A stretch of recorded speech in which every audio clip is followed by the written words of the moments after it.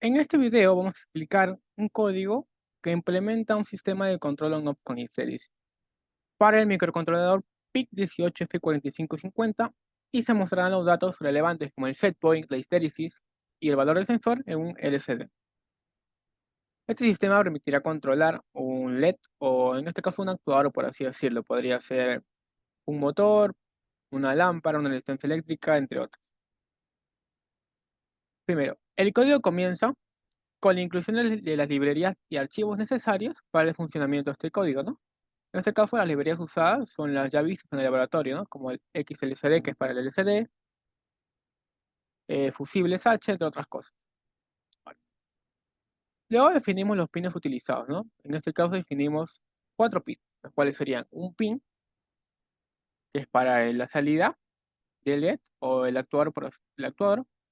Luego uno para una entrada analógica, para lo que sería el sensor, otra para el setpoint y por último otra para el histéresis,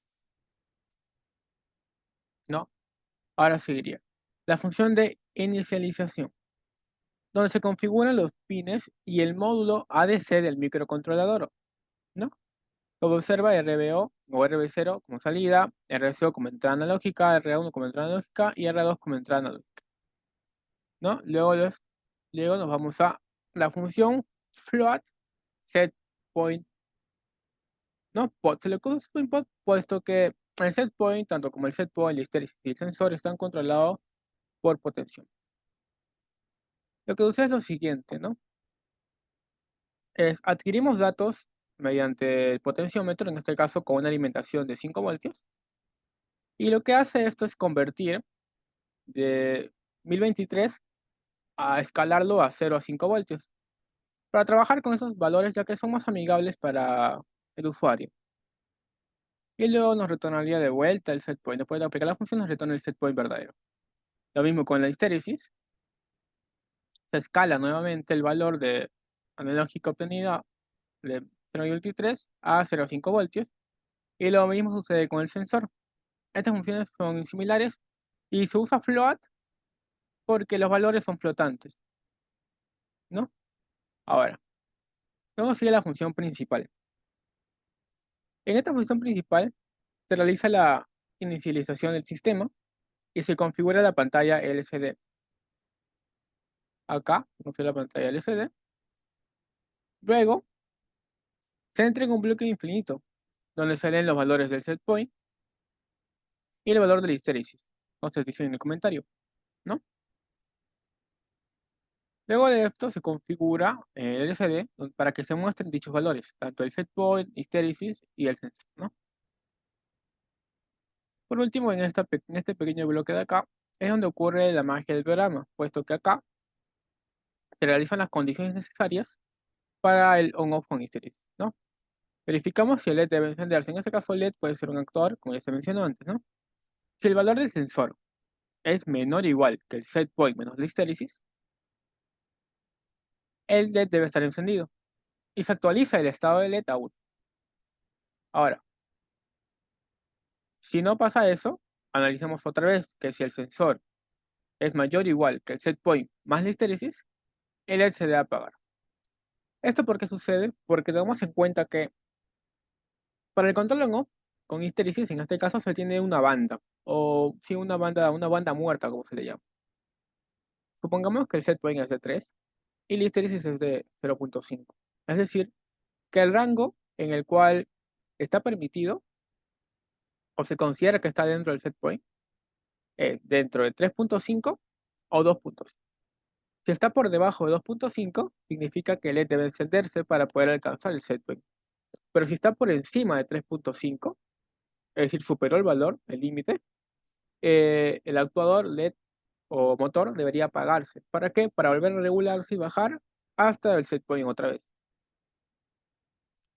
Luego de esto se apaga el LED y se actualiza de vuelta el estado del LED. Como ya se mostró, el código es muy simple, no tiene una función muy compleja, por así decirlo, pero es muy interesante, puesto que con pocos comandos o pocas partes del código es posible realizar un control on-off básico para distintos proyectos, ya que esto acá se podría usar tanto para el control de distancia, para el control de temperatura, para el nivel del agua, e implementarlo en distintos proyectos.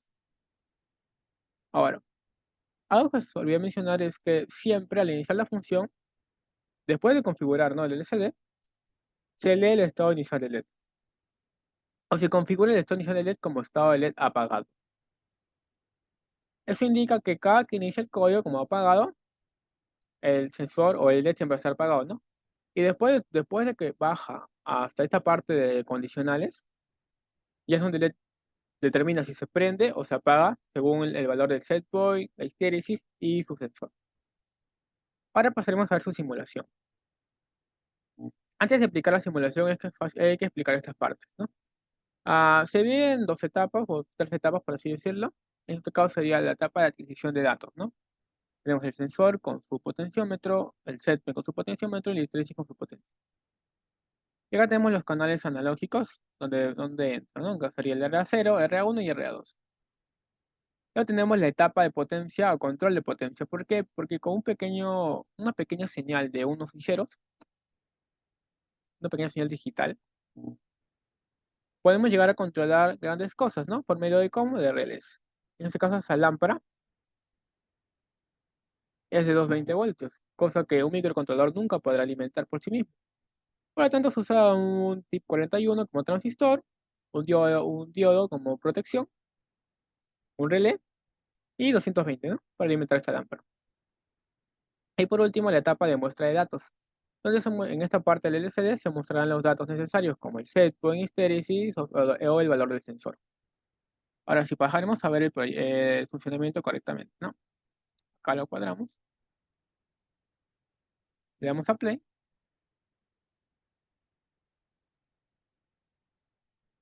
y acá. Primero tenemos acá que hay que configurar los valores del sensor, o el sensor no, en este caso sería el setpoint y la histéresis. Tenemos como una histéresis 0.2 y como un setpoint 2.999, es decir, 3 voltios, ¿no? Como se muestra acá, 3 voltios y 0.2. Y actualmente el valor del sensor es de 31.999, es decir, 3.2. Por lo cual, como ya es igual, se tiene que el sensor es igual a 3.2, es decir, la suma de la histéresis más el setpoint, se apaga, porque ya es igual o mayor. Pero vamos a observar. Subiremos el valor del setpoint y vamos a ver que no se va a prender. ¿Por qué? Porque el límite máximo que puede alcanzar el valor del sensor sería 3.2. Una vez superado ese límite, se apaga. Ahora, el límite inferior, en este caso, sería la resta del setpoint menos la histéresis, sería 2.8. Si el valor del sensor baja a 2.8, se tiene que tener, o debería prenderse. A ver, veremos si funciona. 0.9 y 2.8. Y como observa acá, prendió la lámpara. Ahora, subiremos el valor, ¿no? Si sube por más de 3.2, se debería apagar. Aún sigue prendida porque aún no llega a 3.2. Una vez llega a 3.2 o lo supera, se apaga la lámpara automáticamente. Ahora cambiaremos otro valor en setpoint y en el histéresis. Esta vez de histéresis le vamos a poner 0.4 y el valor del setpoint le vamos a poner 3.4. Es decir, 3.4 y 0.4. Es decir, que el límite superior será de 3.4 más 0.4, 3.8. Y el límite inferior será de 3.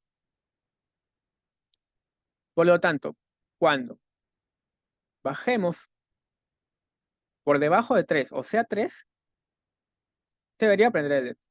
Se prende el LED o la lámpara. Ahora, si subimos por encima de 3.8, la lámpara debería apagarse. Vayamos a observar. A ver. Como observamos, la lámpara se apaga. Superó los 3.8. Es decir, que cumple el control on-off correctamente. Ahora, en tanto sus aplicaciones, esto puede ser muchísimas, ¿no? Se podría reemplazar esta sección de acá por más cosas. O tal vez agregar más salidas y más funciones. Por ejemplo, este es un control on-off simple, pero en un caso de temperatura se le coloca un sensor de temperatura adecuado y dos funciones. Una, que cuando se apague, por ejemplo, el calefactor, se prende un ventilador para enfriar. Y que cuando alcance cierto límite, se invierta, es decir, se apaga el ventilador, pero se prende el calefactor. Esto puede permitir distintos usos, ¿no? Es muy básico este proyecto, pero también tiene muchas aplicaciones y es muy útil para demostrar los conocimientos adquiridos a través del ciclo con este curso. Eso sería todo por el proyecto y muchas gracias.